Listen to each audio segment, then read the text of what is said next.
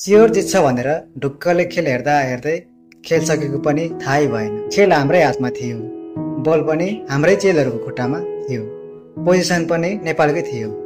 Position हेर्नुपर्दा नेपालको 59 थियो भने इन्डोनेसियाको 41 थियो।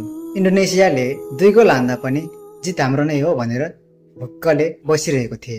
थप गोल आउने आशा खेल सकियो, तर जित्छ भन्ने खेल नै हारियो। रेखाको असाध्यै सुन्दर फिनिसिङ, तर दुर्भाग्य अफसाइड हुन पुग्यो। रेखाको अर्को प्रयासमा पनि बल पोल ठोकियो। प्रीति र रेणुकाको धेरै बलहरू टार्गेट बाहिर हुन पुग्यो। So bad luck for team Nepal. Pritika केही खेलहरू हेरौँ है त। तर खेलहरू भने हाम्रो उत्कृष्ट थियो।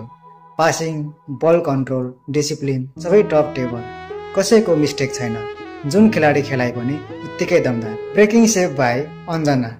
आजको खेलमा अञ्जनाले गरेको सुपर सेभले सबैको नजर उनीमै अडियो।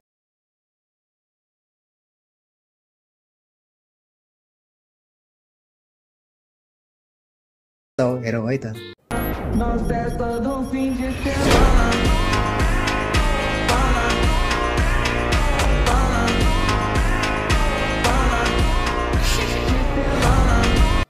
तपाईहरुलाई